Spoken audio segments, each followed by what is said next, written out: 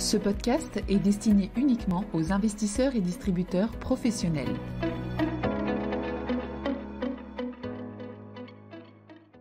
Bonjour à tous. Dans le podcast précédent, nous avions abordé la question du rôle du prix des combustibles fossiles dans la transition énergétique.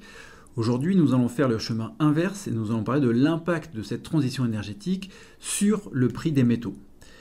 On en a déjà parlé dans ce podcast, de très nombreux pays ont annoncé des objectifs de neutralité carbone d'ici 2050, l'Union européenne, le Royaume-Uni, les États-Unis ou encore le Japon. Et justement, les politiques mises en place pour y parvenir vont faire très fortement augmenter la demande de métaux tels que le cuivre, le nickel, le cobalt ou encore le lithium.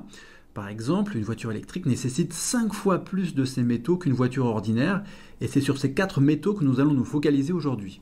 L'Agence internationale de l'énergie, l'AIE, a estimé dans un rapport particulièrement intéressant publié en mai que les 4 métaux que je viens de citer, le cuivre, le nickel, le cobalt et le lithium, donc, étaient les 4 métaux les plus importants pour beaucoup de technologies propres. Le cuivre et le nickel sont exploités abondamment depuis plus d'un siècle. En revanche, l'exploitation du cobalt et du lithium est beaucoup plus récente et les quantités échangées sont beaucoup plus faibles. Mais les volumes augmentent rapidement, notamment car le cobalt et le lithium sont utilisés dans les batteries de véhicules électriques. Dans son rapport, l'AIE estimait que la demande pour ces 4 métaux allait littéralement exploser dans un scénario où les politiques nécessaires pour atteindre la neutralité carbone en 2050 sont réellement mises en place.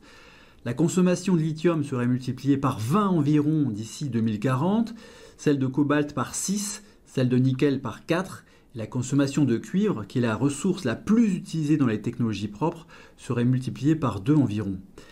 L'AIE expliquait dans son rapport que l'équilibre entre offre et demande n'était pas le même pour les différents métaux. À court terme, l'offre dépasse la demande pour le lithium et pour le cobalt, mais la situation est déjà tendue sur le marché du nickel.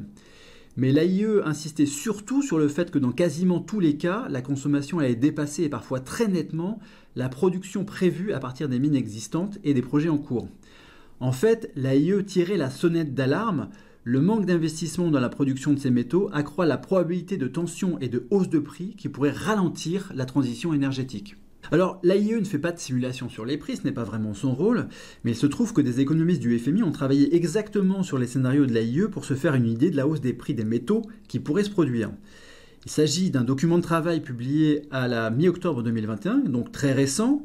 On ne va pas rentrer dans les détails techniques du papier, mais on peut simplement mentionner le fait que la base de données utilisée remonte jusqu'au 19e siècle pour certaines matières premières et que les auteurs essayent de neutraliser autant que possible les effets liés à la demande globale de matières premières pour se focaliser sur la demande particulière des métaux qui nous intéressent aujourd'hui.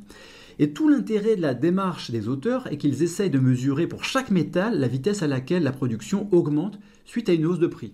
À quel résultat parviennent-ils ?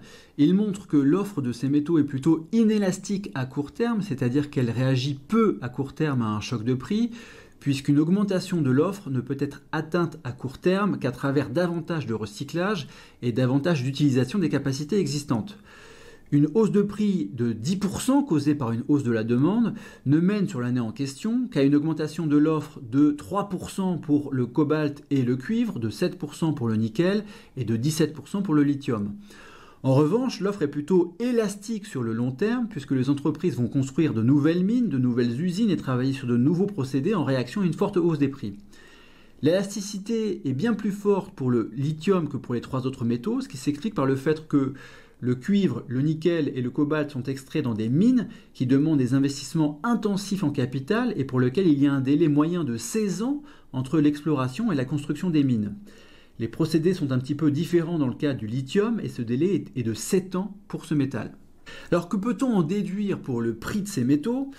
Dans un scénario où tout est mis en œuvre pour parvenir à la neutralité carbone en 2050, les prix du lithium, du cobalt et du nickel seraient multipliés par 2 ou 3 par rapport au niveau moyen de 2020 et ils augmenteraient d'environ 60% pour le cuivre. Les prix atteindraient un pic vers 2030 pour 2 raisons. D'abord parce que le scénario de neutralité carbone en 2050 nécessite un effort le plus rapide possible et ensuite car le choc initial sur les prix mènerait à une réaction de l'offre sur le long terme. Et de façon intéressante, les chercheurs du FMI croisent volume et prix et ils estiment que le chiffre d'affaires lié à la production de ces 4 métaux pourrait se rapprocher de celui des énergies fossiles alors qu'il lui est nettement inférieur aujourd'hui. Évidemment, ces estimations sont forcément très incertaines et imprécises car on ne connaît pas le niveau d'engagement futur des gouvernements dans la transition énergétique, mais on sent bien ici que certains métaux pourraient devenir centraux dans l'économie de demain. Merci et à la semaine prochaine. Communication promotionnelle non contractuelle. Les commentaires et analyses reflètent l'opinion de CPRAM sur les marchés et leur évolution en fonction des informations connues à ce jour. Du fait de leur simplification, les informations données dans ce podcast sont inévitablement partielles ou incomplètes.